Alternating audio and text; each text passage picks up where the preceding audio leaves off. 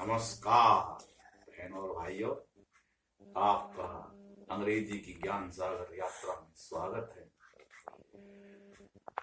हमारी ज्ञान सागर की यात्रा ये फ्यूचर फ्यूचर परफेक्ट टेंस तक पहुंच गई है।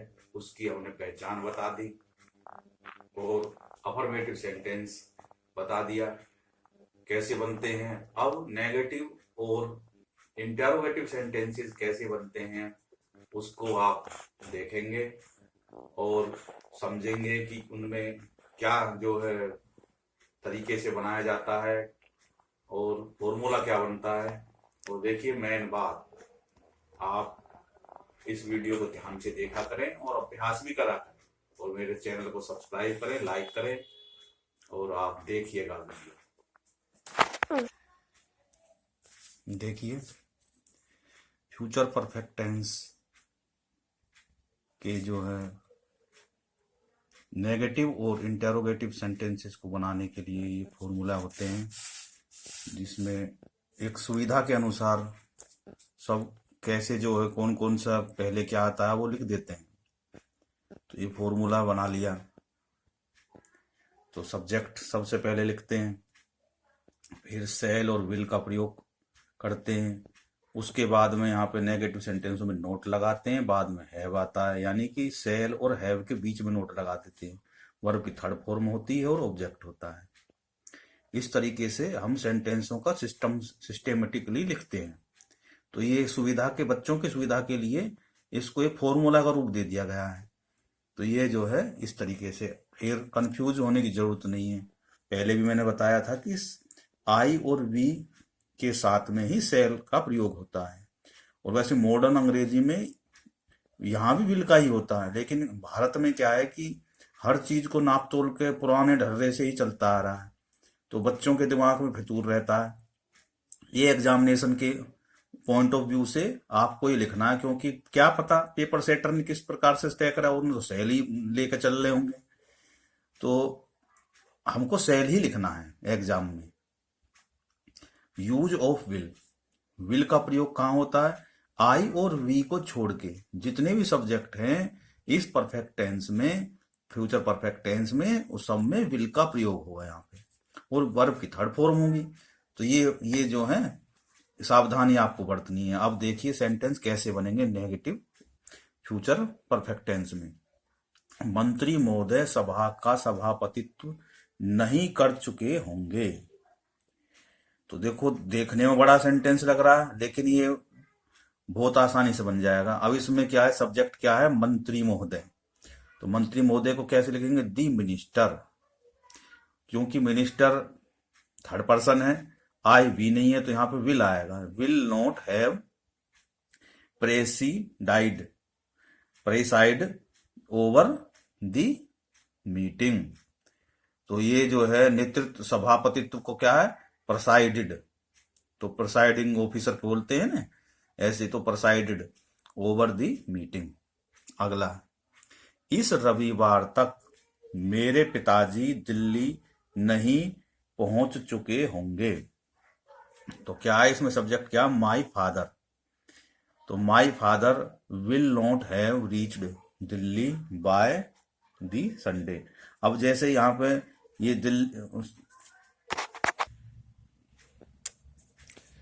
तो अगला है, अभी तक घंटी नहीं बजी होगी। तो इसमें क्या है, सब्जेक्ट क्या है? अभी तक। जो घंटी है वो मतलब सब्जेक्ट क्या है इसमें? घंटी, घंटी है। और इसमें अभी तक क्या दे रखा है कि कंडीशन लगा रखी है कि अभी तक नहीं बजी होगी। तो कैसे बनाएंगे? The bell will not. तो क्या है सब्जेक्ट? क्या बनी? The bell will not have gone. तो यहाँ बजने को क्या में किसमें रखा है? गॉन। सो फार, सो फार जो शब्द है इसका मतलब होता है अभी तक। अगला सेंटेंस, वह तुम्हारी सहायता नहीं कर चुका होगा। तो इसमें क्या है? ही। सब्जेक्ट क्या है? He will not have helped you. He will not helped you.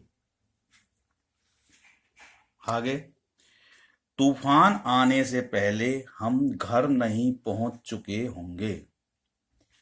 तो तूफान आने से पहले घर नहीं पहुंच चुके होंगे, तो इसमें क्या है, सब्जेक्ट क्या है, हम।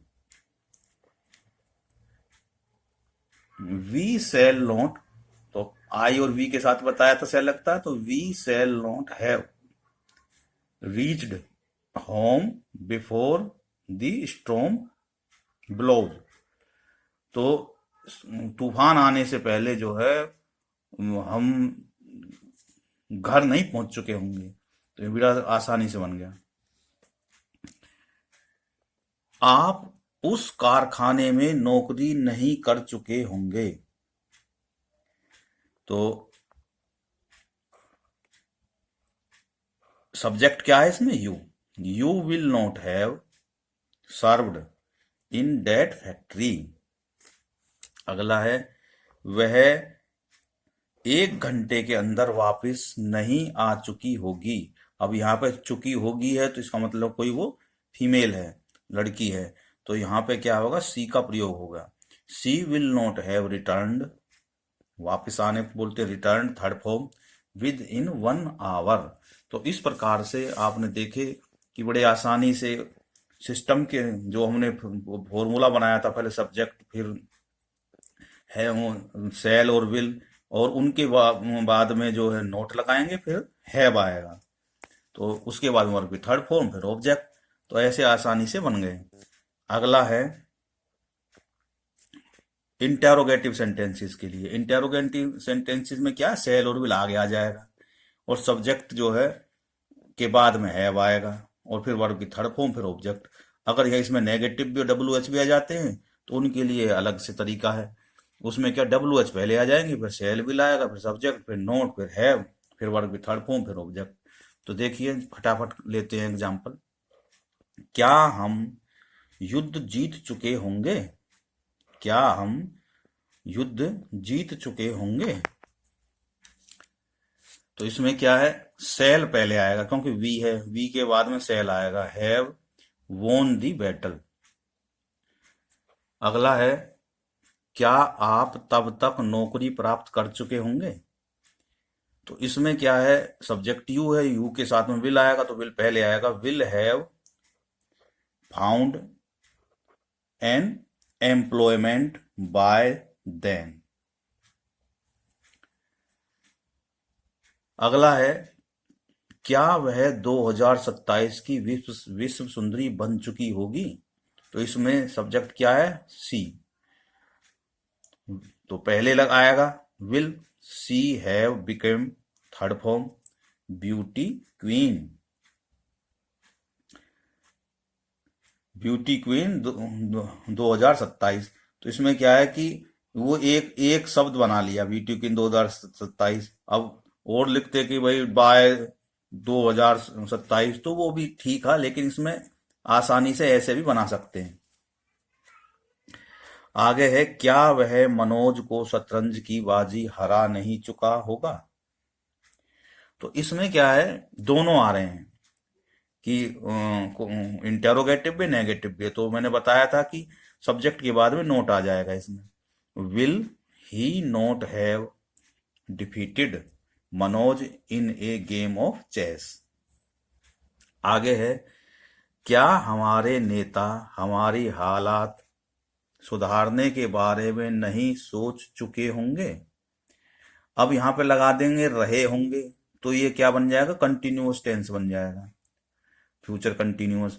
और चुके के लगाने के बाद में ये बन गया परफेक्ट। तो कैसे बनाएंगे, विल आवर लीडर्स नोट थिंक्ड, और अगर इसको कंटिन्यूअस बनाते तो थिंकिंग आता, तो इसमें क्या आएगा, थिंक्ड टू इम्प्रूव आवर कंडीशन। आगे क्या है, क्या वह सब कुछ नष्ट नहीं कर चुका होगा?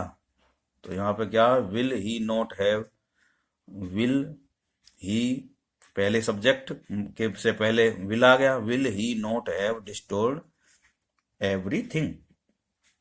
आगे है, क्या आखिरी बस आ चुकी होगी। तो इसमें सब्जेक्ट क्या है? आखिरी बस। तो विल दी लास्ट बस बिकम, विल दी लास्ट बस हैव बिकेम, बिकेम नहीं कम। तो दोबारा से देखिए, विल दी लास्ट बस हैव कम। तो अब ये इस तरीके से सेंटेंसेस बनेंगे, टेंस का निर्माण होगा। अब खास बात इसमें क्या है, ध्यान देने वाली बातें क्या है कि सबसे पहले वाक्य को ध्यान से पढ़ो कि वे टेंस को पहचानो, फिर उसमें उसके स्वरूप को जानो कि नेगेटिव है, इंटेरोगेटिव है या अफर्मेटिव है। उसके बाद में सब्जेक्ट को जानो कि उसमें आई और वी तो नहीं आ रहा, आई वी आए तो सेल हैव लगेगा और अन्यथा विल हैव लगेगा। फिर वर्ड की थर्ड फॉर्म का होगा। फिर फॉर्मूला, मेन बात क्या है कि आपको फॉर्मूला लिखना है और फॉर्मूला लिख के उसको समझे और भाई क्या मतलब कैसे कैसे बन रहा है। फिर ये जो है उसको कॉपी में एक दो बार लिख लिया करें, दिन में जब भी खाली समय मिले लिख लिया। तो इससे क्या है, हमें दिमाग में मेमोरी में रहते हैं। अगर मेमोरी में से निकल जाते हैं तो फिर हम कंफ्यूज रहते हैं, यार क्या आएगा इसमें। यही कारण है सेंटेंस नहीं बनने का। तो आप इसको दिन 2-4 बार लिखेंगे तो 10-5 दिन में ही आपको कंठस्थ हो जाएंगे, फिर आप भूलेंगे नहीं कभी भी। फिर 5 सेंटेंस अभ्यास करें, जब भी खाली समय मिला बैठ के 2-4 सेंटेंस बना लिए हैं। तो इस तरीके से आपने ये काम करना है और मेरी ये बातें मानेंगे तो आप बिल्कुल ही मास्टर बन जाएंगे। तो इस मेरे वीडियो को देखा और जो है लाइक करें, चैनल को सब्सक्राइब करें। बोलो भारत माता की जय। जय हिंद, जय भारत।